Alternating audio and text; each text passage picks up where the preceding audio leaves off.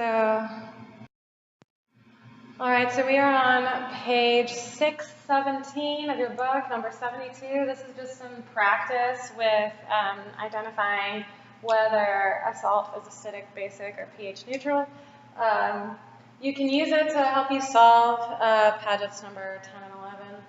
So determine whether each salt will form a solution that is acidic, basic, or pH neutral. So I did some digging and I found on chapter 4, page 148 of your book, a list of your strong acids and your strong bases. Your strong bases are all metal hydroxides, KOH, NaOH, BaOH2, LiOH, CaOH2. Your strong acids are HCl, HI, HBr, HNO3, H2SO4, and HCl4.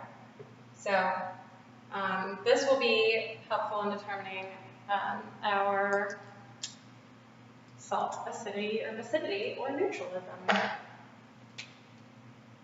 I'm going to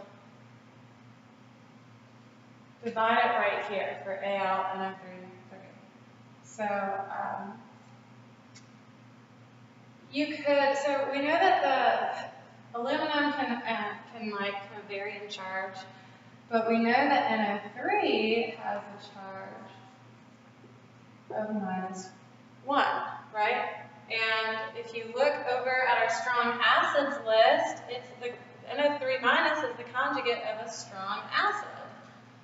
So if it's a conjugate of a strong acid, it will be neutral. It will be neutral because the purpose of the strong acid is labeled strong because it wants to dissociate its hydrogen ion, the H+, right? So why would it act as a base and want it back if its like original behavior was a strong acid? It's not going to have any basic properties because it originally wanted to give away the acid in the first place, right? So therefore, the conjugate of a strong acid will be neutral. Now this is NO3 minus, but there's 3 of them, so technically it's like a -3 charge, right? And so for this compound to be neutral, aluminum will have to have a +3 charge.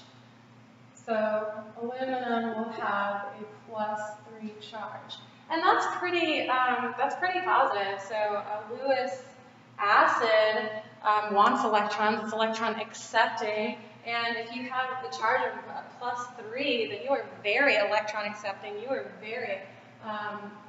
you're acting very much like an acid. So we have that Al +3 is acidic, that NO3 minus is neutral. Your overall is acidic. Okay. So the next one is C2H5NH3NO3. Okay, so there might be some confusion on where to divide this. I'm seeing this NO3. I know that it's the conjugate of a strong acid as we just discussed. So I'm going to draw my divider here. And I know that NO3 minus is the conjugate of a strong acid, therefore it's neutral. C2H5NH3, well, this entire compound is neutral. It doesn't show a charge. So I know that this part of the compound will have to be +1. So C2H5NH3 plus. So when you squish them together, it neutralizes the whole thing. So it's positive. So this is the conjugate of a weak base. So if it's a conjugate of a weak base, it will be acidic.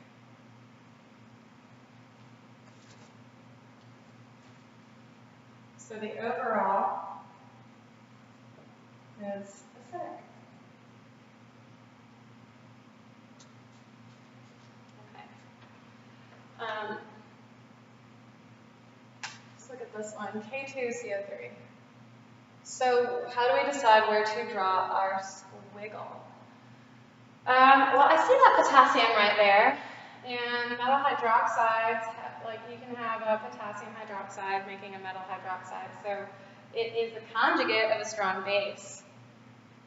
So I'm going to just draw my little squiggle right there. Okay, so this is K plus.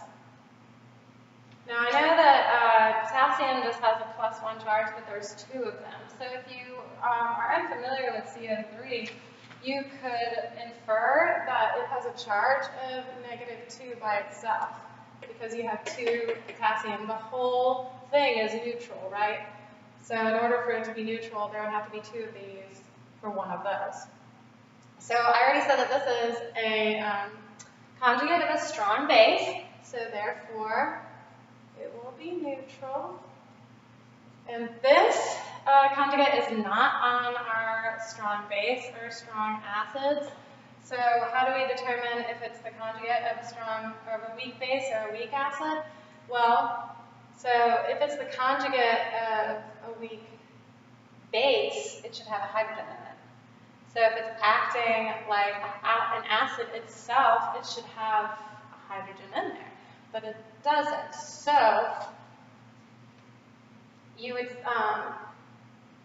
know that it's conjugate. So this is the conjugate of this guy's HCO3 minus. Okay, so it has that hydrogen it could possibly give up. So therefore, this is the conjugate of a weak acid. If it's a conjugate of a weak acid, it will be acting like a base. So this is basic. So the overall is basic. Okay? So you have to go to your periodic table for RB because we don't use it very often. So I'd be impressed if you knew its charge at the top of your head. I'm going to draw my squiggle down the middle of these 2 atoms. I know that iodine, iodide, I- is the conjugate of a strong acid. Here it is on my list. So if it's a conjugate of a strong acid, it will be neutral. RB, I know that's a metal. RB has a charge of +1. So it's a charge of +1. I know that iodine is -1, so for the overall thing to be neutral, so the compound to be neutral itself with no charge on it, this would have to be +1. It's a metal, and it's positive, and I didn't show it here on our example of metal hydroxides, but since RB is a metal, we could put that on our list, RbOH, because it has the potential to grab a hydroxide and be a metal hydroxide. So if it's a conjugate of a metal hydroxide, it will be neutral. Okay, so the overall, if you want to describe the chemistry of this salt, it would be pH neutral.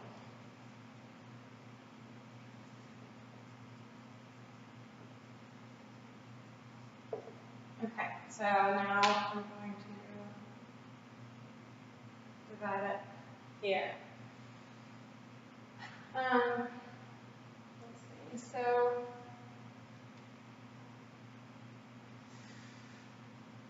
it's not on any of our lists. So we know it's not a conjugate of a strong acid or a conjugate of a strong base. We know that they're going to have some weakness to them. Nitrogen prefers to make 3 bonds.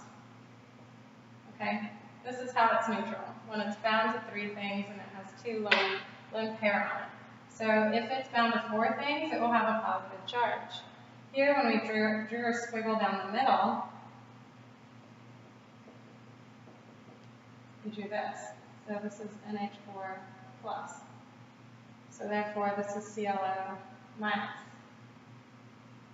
This is the conjugate of a weak base, because just nitrogen by itself, it has the ability to accept a proton. So when it has, it will have acidity to it. So since it's a conjugate of a weak base, it will act acidic itself.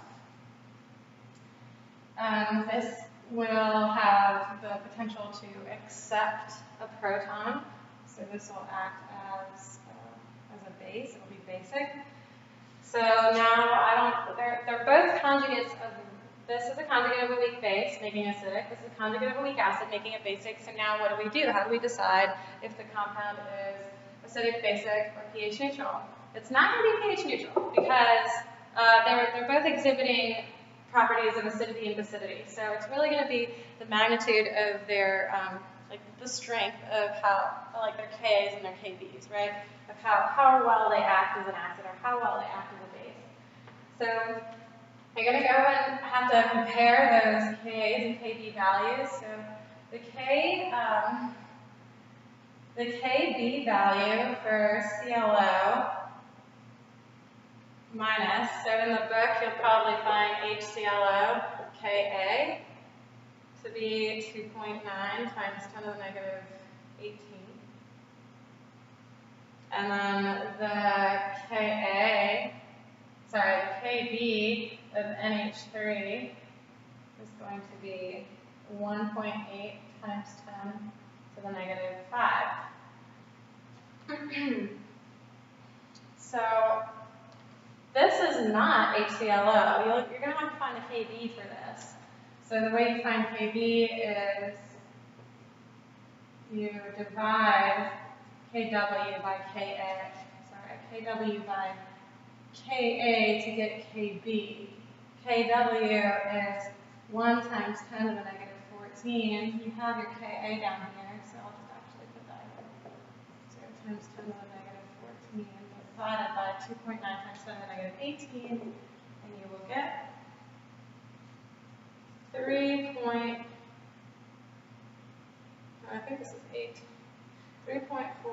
times 10 to the negative 7. And you have to do the same thing here because this is acting as an acid. You have to find its Ka. So you'll do it the same way, except this will be reversed. Kw over Kb equals Ka. So your Ka is going to be 5.6 times 10 to the negative 10. Now,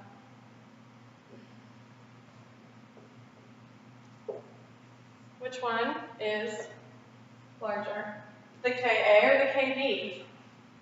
Your Kb is to the negative 7, and your Ka is to the negative 10, so your Kb is bigger than your Ka, so therefore this compound is basic.